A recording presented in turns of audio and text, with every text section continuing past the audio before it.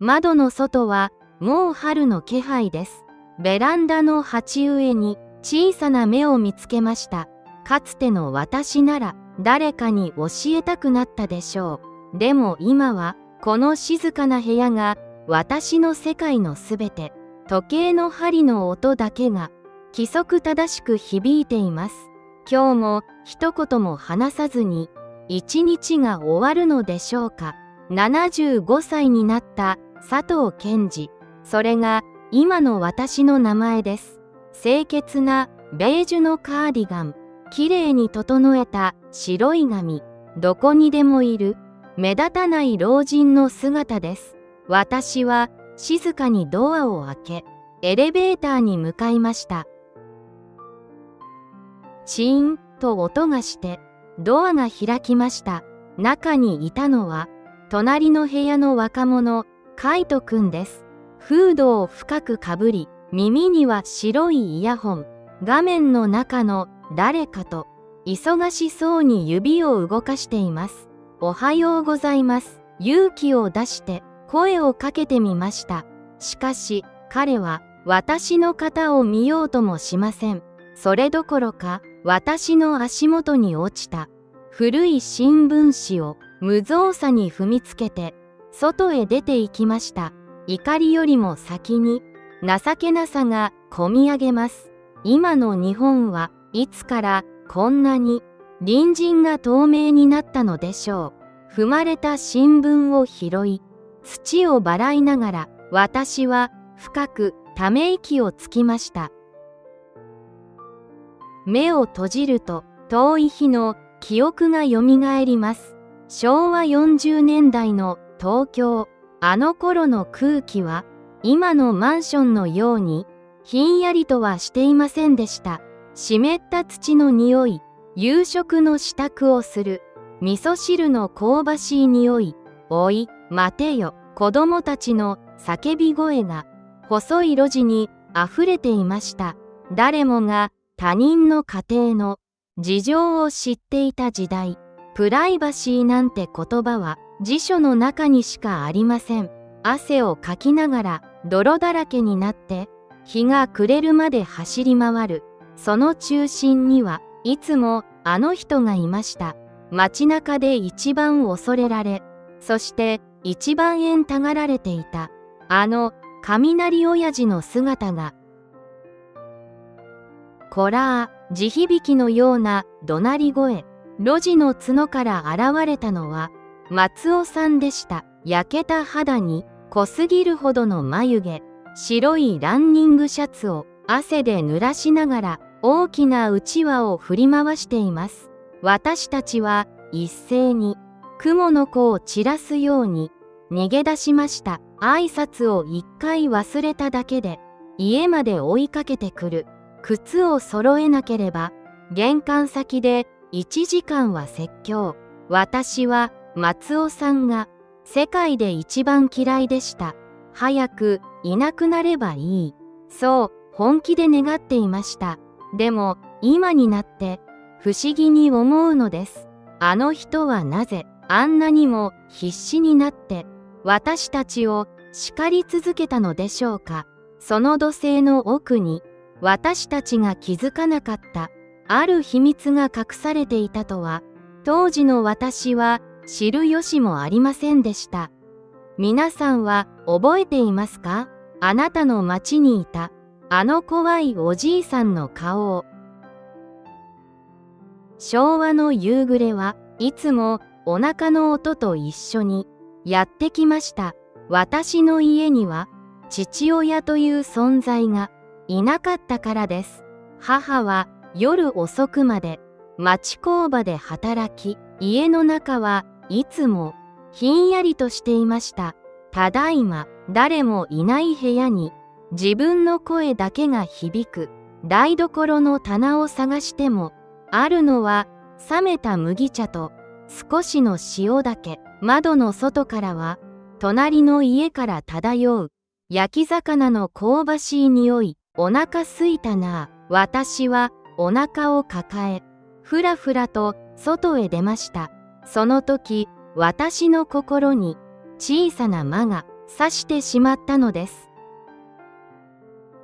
路地の角にある小さな駄菓子や色とりどりの飴玉や香ばしいソースのせんべい、子供たちの宝箱がそこにはありました。店のおばちゃんは奥で居眠りをしています。私の手には1円玉すらありません。でも目の前にはおいしそうな揚げパンが一つだけ残っていました。誰も見ていない。今なら大丈夫。震える手をそっとパンに伸ばしたその時、背後から凍りつくような低い声が聞こえました。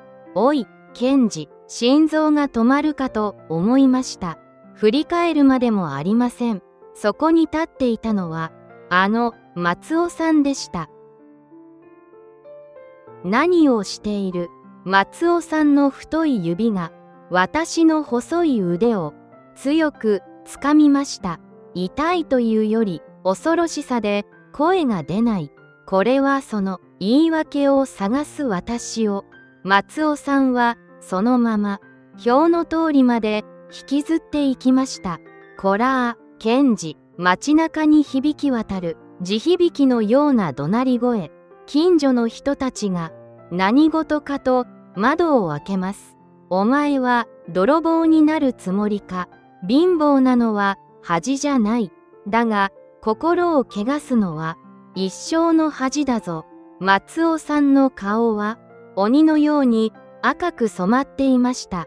私はただ泣きました。地面に這いつくばって恥ずかしくて悔しくてただ泣き続けました。その日の夜、母は松尾さんに深く頭を下げ、何度も何度も謝っていました。私は暗い押し入れの中で膝を抱えていました。あんなじいさん大嫌いだ。みんなの前であんなに怒鳴って私の気持ちなんてあいつにわかるはずがない。涙が止まりませんでした。母の悲しそうな顔も松尾さんの怖い目もすべてが私を責めているようで、でも不思議なことにその日から私の家の玄関にはなぜか時々じゃがいもや魚が置かれるようになったのです。誰が置いているの？母に聞いても母はただ微笑むだけ。私はそれが誰の仕業か気づくことができませんでした。地獄の番人がどんな思いで私を見ていたのか、皆さんは想像できますか？この物語に隠されたあまりにも切ない真実を。季節は足早に過ぎていきました。高校を卒業した18歳の春、私は小さなカバン一つを手に街を出ることにしました。あんなに嫌いだった湿った土の匂い、古びた木造の家々、そしてどこからか聞こえる誰かを叱り飛ばす怒声、すべてから逃げ出したかった。やっと自由になれる。駅へ向かう道すがら遠くに松尾さんの姿が見えました。相変わらず白いランニングシャツ姿で路地の掃除をしています。私はわざと目をそらし足早に通り過ぎました。後ろから声がかかるのを心のどこかで恐れながら、しかしその日はなぜか怒鳴り声は聞こえてきませんでした。東京の真ん中で私は必死に働きました。毎日が戦いでした。満員電車に揺られ、上司の顔色をうかがい、深夜まで書類と向き合う日々。都会の夜は明るいけれど、人の心は路地裏よりずっと冷たく感じられました。誰かが困っていても誰も声をかけない。誰かが間違っていても誰も叱ってはくれない。それが大人になることだ。自分に言い聞かせながら私はあの町のことや松尾さんのことなんてすっかり忘れていきました。かつて地獄の番人と呼んであんなに憎んでいた人のことなど思い出す暇もなかったのです。月日は残酷なほど早く流れ、私は白髪の混じる年になりました。久しぶりに母に呼ばれ、かつての町へ足を運ぶことになったのです。駅を降りて私は我が目を疑いました。そこにあったのは記憶の中の風景ではありませんでした。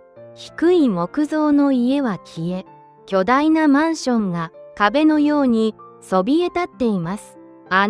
賑やかだった路地は無機質なコンクリートに覆われ、人影もありません。静かすぎる街並み。そこには子供たちの声も、近所のおばちゃんの笑い声も、そしてイカズチのような怒鳴り声も、どこにも残っていませんでした。松尾さんの家があった場所は、今は雑草の生い茂る小さな空き地になっていました。呆然と立ち尽くす私に、一人の老婦人がゆっくりと近づいてきました。それは駄菓子屋のおばちゃんでした。健二くんじゃないかい？腰の曲がった彼女は懐かしそうに目を細めました。松尾さんはどうしたんですか？私の問いにおばちゃんは空き地を見つめ、静かに口を開きました。あの方はね、健二くん、最後まであんたのことを心配していたんだよ。私の知らないあの日々の裏側、厳しかったあの人の本当の姿が30年の時を超えて今語られようとしていました。健二くん、あんた、あの方がなぜあんなに厳しかったか知ってるかい？彼女の瞳に小さな涙が光りました。健二くん、あの人はね、おばちゃんは震える手で私の腕をさすりました。あんたが盗みをしようとした日、松尾さんは裏で泣いていたんだよ。